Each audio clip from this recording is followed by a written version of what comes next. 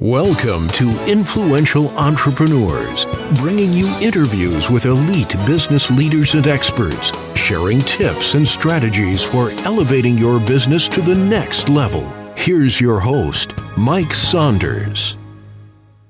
Well, hello and welcome to this episode of Influential Entrepreneurs. This is Mike Saunders with Marketing Huddle, and today we have with us Matt Ruedlinger, who is the founder of R Marketing. Welcome to the program, Matt. Thanks for having me. Very excited. Hey, so give us a little bit of background on yourself and what led you to even launch and start R Marketing. And I suppose that R stands for 3 R's, and we may as well cover what those R's stand for. Sure. The 3 R's stand for rapid, reliable results. Nice. So started back 11 years ago, and I've been in sales for over 20 years. I used to sell plumbing supplies, very glorious industry, obviously. But yeah, so I did that for about 10 years. Found myself very successful with that based on the relationships that I built with contractors and kind of how I approached with them and connected. And I went to school for graphic design, and between those two things is how we got our first steps into the marketing world and started R Marketing. Yeah, it's interesting how you kind of think gone are the days of the 30, 40-year career and the gold watch and you retire and that's it. I mean, you had a successful career and then really took a pivot. And was there a specific moment that you started realizing, well, I'm successful doing this, and this in the plumbing supply business. I wonder how it would work in my own. Were you being asked by people to give help and consultations? Well, since I was a kid, I've always wanted to be a business owner. I think it was just in my DNA. I used to collect baseball cards, and when my friends would come over to trade cards, I always made a setup in my room that was like I had a baseball card shop. So I think that was just always part of me, and it was always something I had a drive to do. And when the company that I was working with, they actually sold out to another company, and just the change of everything, I thought, know, this is the perfect time to take that leap of faith and do, based with the success that I've had, and take the plunge. So, I mean, the timing was just right to make that transaction. Yeah, that makes a lot of sense. Sometimes those kind of, should I spruce up the resume or should I fire up the entrepreneurial engine? Those times kind of really present themselves, and then there's the opportunity. So that's awesome. What would you say makes your business different? Do you have a specific competitive advantage? Do you have, some technology or something that you find that you do? And a lot of times businesses, if you just make widgets and you just make them a little bit better and cheaper than the next person, it's not really a competitive advantage, but I think that you probably would be able to point to a few things that you would do that would separate yourself from the competition.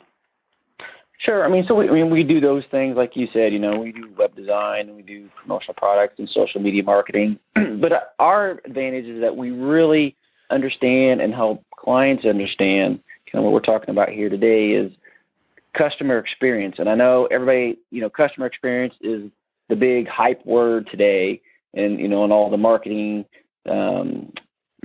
commercials and things that you read out there. But really understanding what it means with customer experience, and how with technology, how the consumers change and how they look at businesses, how that's changed, and what an experience really means.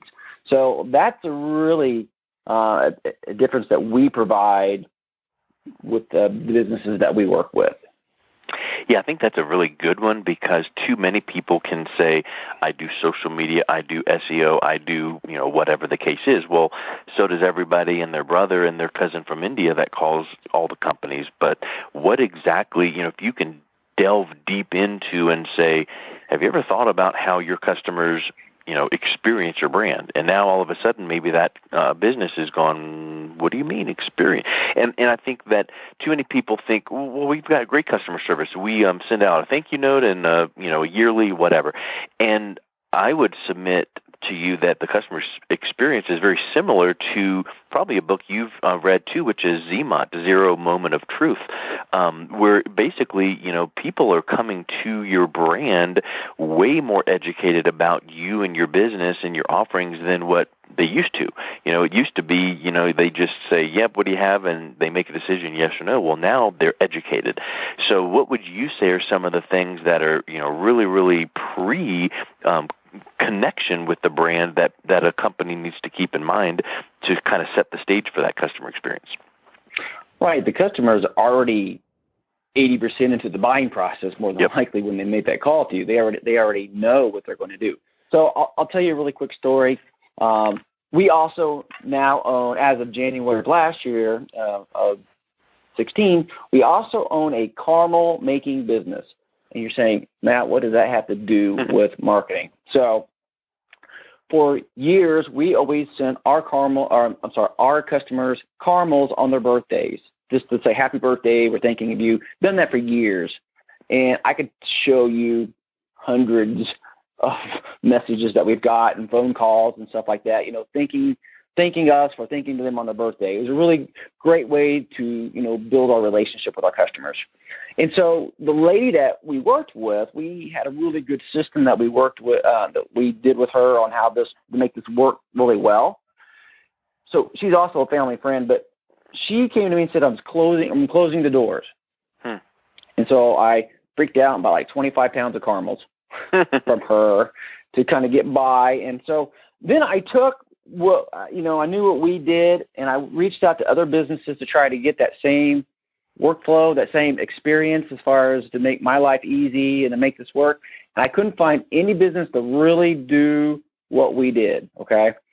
So to make the long story even shorter, we ended up buying the caramel business so that we could keep that experience tradition with our company. So my question that I like to ask businesses, if you were to close your business today, how are your customers going to react? Yeah. Because if they are just going to Google search, they're just a Google search away from replacing you, well, now you're just competing for dollars. Yeah, it's a commodity.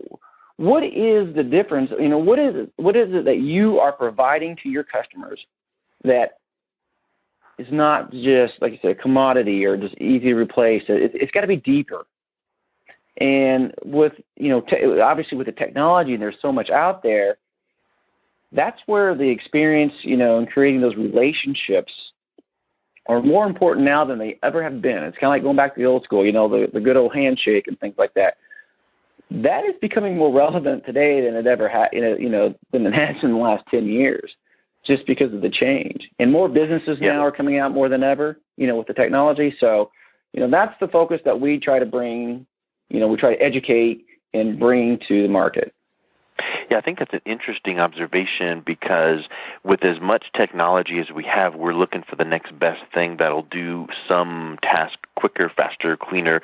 And I think businesses want a button that they push, and in X number of hours or days, it produces a new customer that's a raving fan client. And the problem is that doesn't exist, and it never will exist. But the more that mentality exists, then opens up the door for businesses to do it kind of the right way, not even old school or old fashioned. It's just kind of like the right way. Maybe one of yours needs to be relationships, because, so many times people are going, I know for a fact that I have stuck with my homeowners insurance agent that I've got homeowners and car and all that stuff for years and years and years because of the great relationship that I have with him. Well, you can watch TV and find out commercials for all these 1 click in 10 minutes you've got.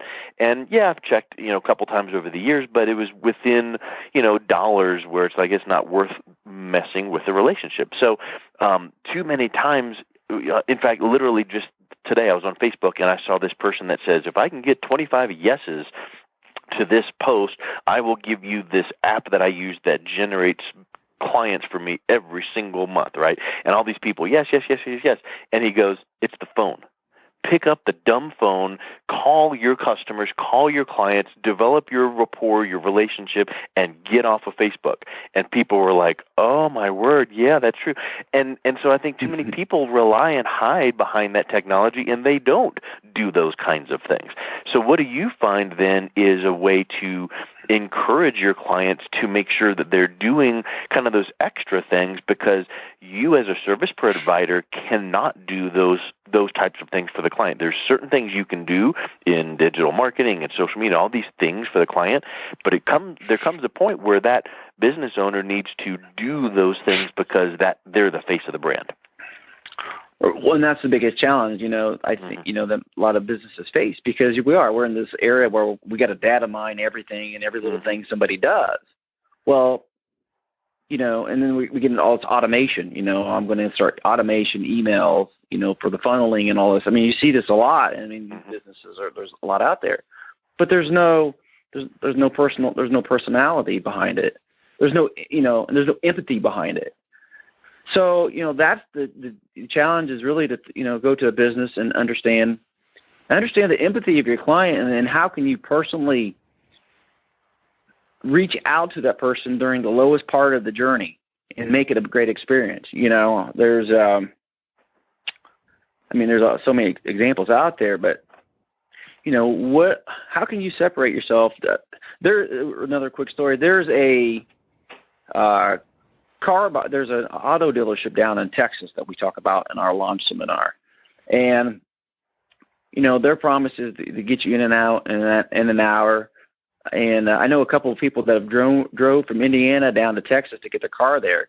On the way down there, they call the people, and they're checking on them, make sure that they're doing okay on the drive. And when they get there, they get them in, they get them out. They follow up with them. They make sure that they still love their car, months afterwards. They're thinking outside of just the sale. That's the key. Well, how are you connecting with your clients outside of the time when you need them to buy something or they need to buy something from you? Because there's got to be more than that. And it's the biggest challenge right now, because we are, we're driving in technology and all this automation. But as a consumer, I don't want to be stereotyped based on data. Don't put me in a classification. You don't know me. And if I don't like you, you may know everything about me, but if I don't like you, I'm not going to buy from you. Yep. Have you ever heard of Harvey Mackay and read his book, Dig Your Well Before You're Thirsty?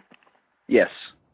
So his Harvey Mackay 66 is his way of, he trained his salespeople to handle their accounts, where I forget what the time frame was, but he expected every one of the accounts that the salespeople handled to have this 66-step questionnaire filled out over time. It's not like a rote, what's the answer to this question, but just as you're getting to know the clients, you're finding these things out. And I think that what that developed is that relationship, and then it kind of spurred on that natural, I saw that article about Oklahoma State University. That's where my client so-and-so went. I'm going to shoot this, article to them. And those kind of things just kind of get ingrained in people. And I think gone are the days where people focus on that kind of thing, because there is too much automation. So, what do you find is some of the things that are the solutions to getting over that stumbling block, that clients finally get it and they're like, aha, I see what I need to do, and now I've done this to help me, kind of, not that you're going to ignore technology, because we cannot do that, but how do you kind of balance that out? Sure. Well, reach out to your clients, and, if you got a list of clients, jump on a call with them, take them out to lunch, get to know a little bit about them, we're on social media, but I also use social media on a personal level, to get closer to my clients and know a little more about them. I shared some information with the client the other day on how I make our steaks, just from a conversation that we had. And, it's again, creating a little more of a relationship. And, when you're talking to potential clients, it's just kind of, sometimes when people inquire about products or services, it seems like they come after the throat for the sale, and just take it easy and kind of get to learn learn more about what your existing clients and your potential clients are going through.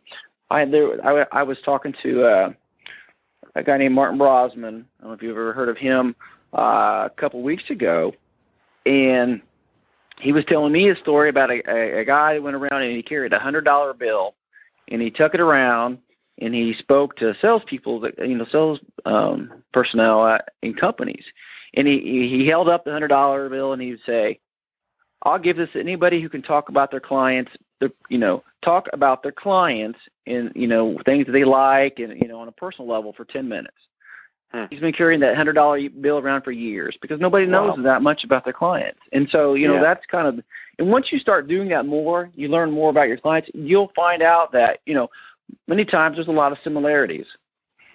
And you start finding out why they're working with you. And then that's your strength. And so then there's your marketing. What makes you different? Well, why are you working with me? And you find out things like that just by asking them and get to know them a little more, just kind of build that relationship with them. Yeah, that's a really, really good point. And I think that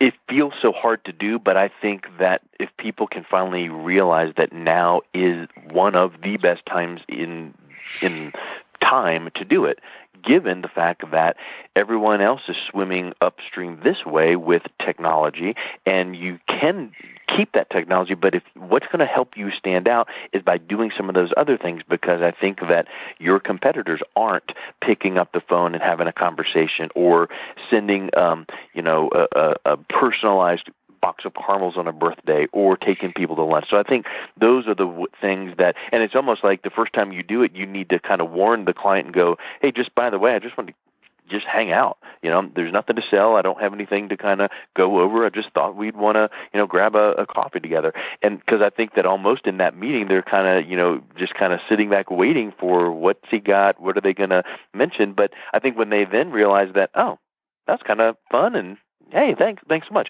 I think that really, really stands out a whole lot. You mentioned, kind of like the journey, and I know empathy mapping is something that's important. How would you, summarize that into what exactly is empathy mapping, and how important is that to kind of help us in developing those relationships?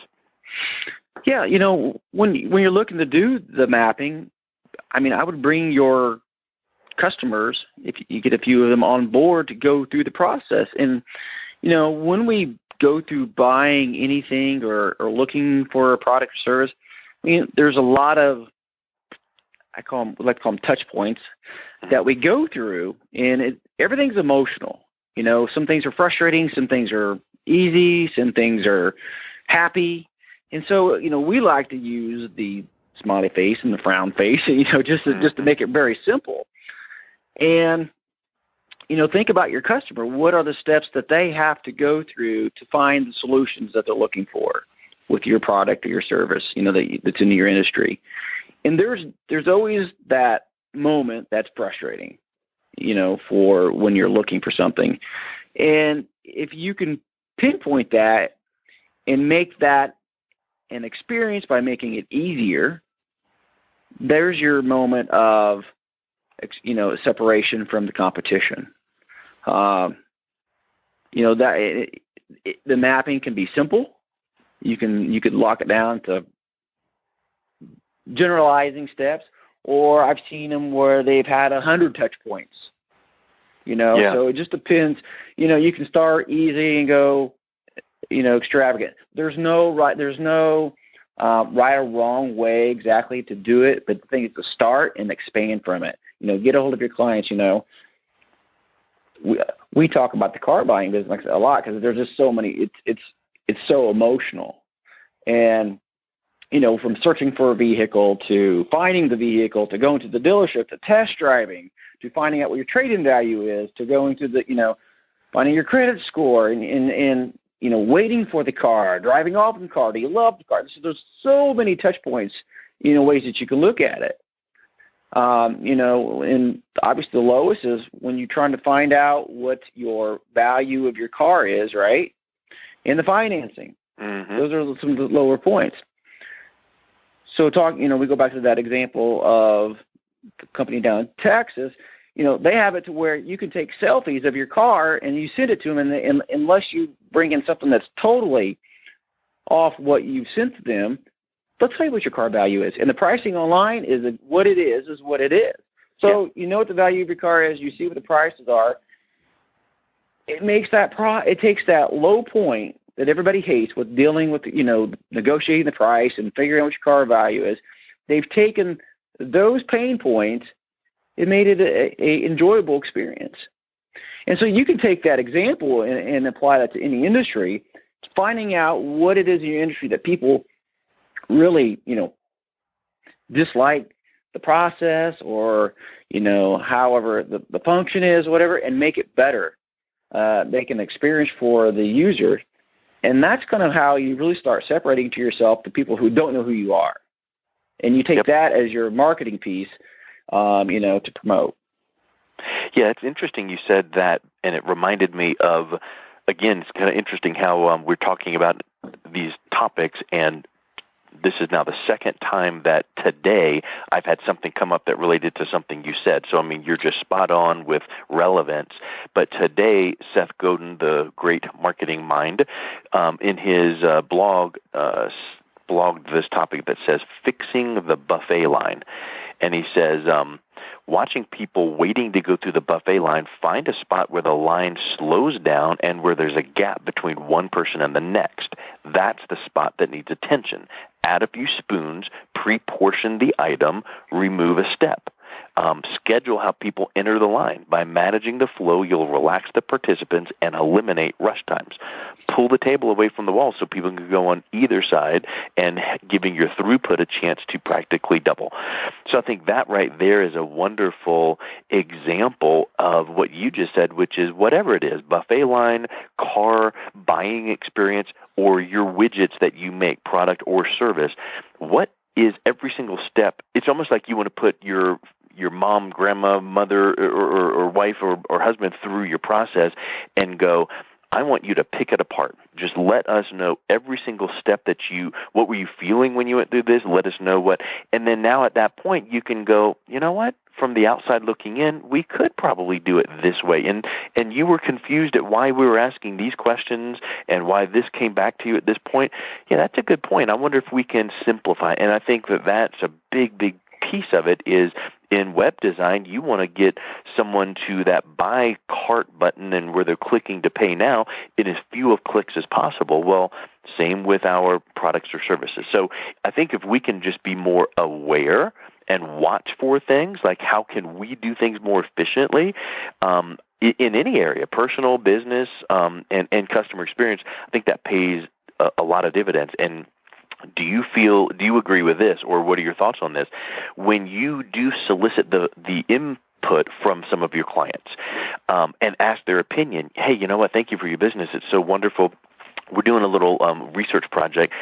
Could you give us some feedback on this? Well, when they give that feedback and when you're asking and wanting that feedback, they might feel a little bit more vested in your process because you're asking and listening and saying that you're going to make changes based on their feedback.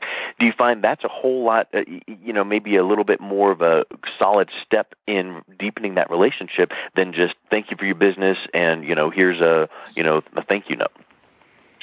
Yeah, I think if you're looking to take your experience to a new level, you need to have, call them a focus group or conference call, whatever, how you want to put it, but say, hey, we want to be the best.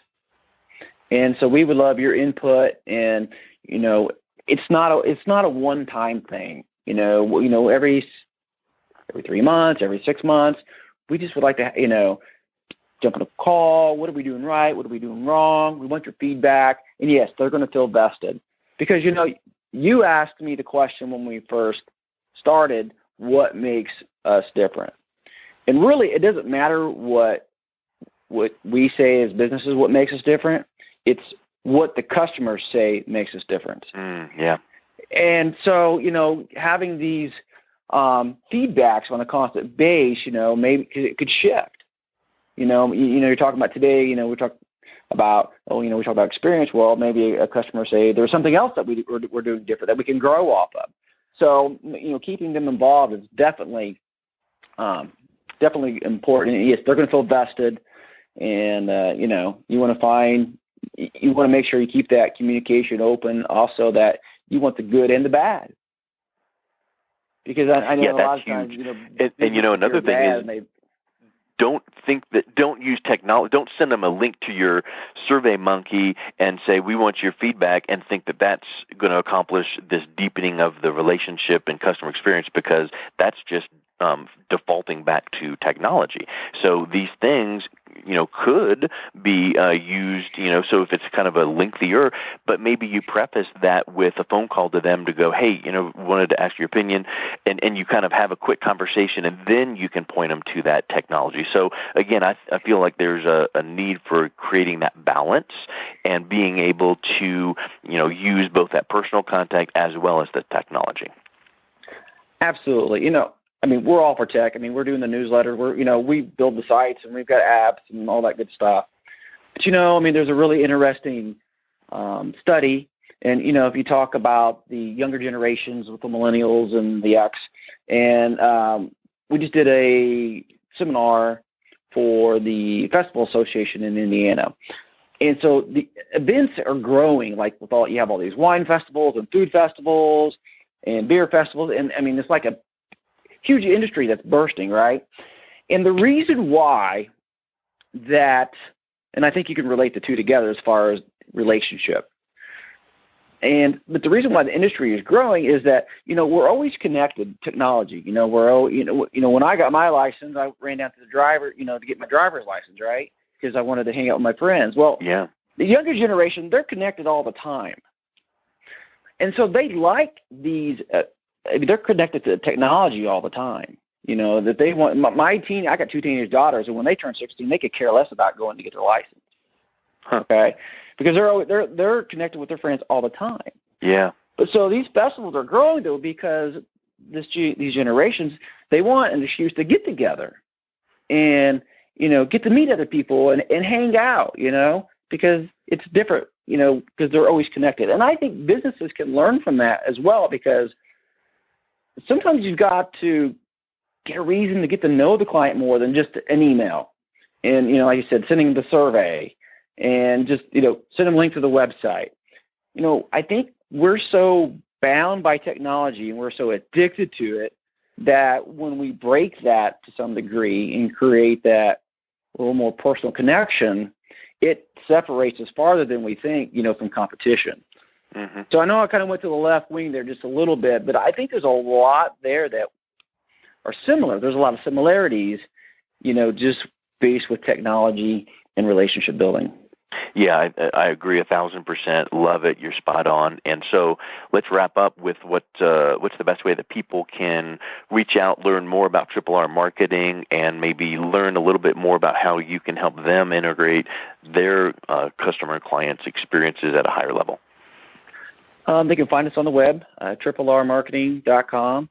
It's spelled out, or you can do rrmarketing.com. Either way, you can catch me on LinkedIn or shoot me an email. I'll be happy to connect.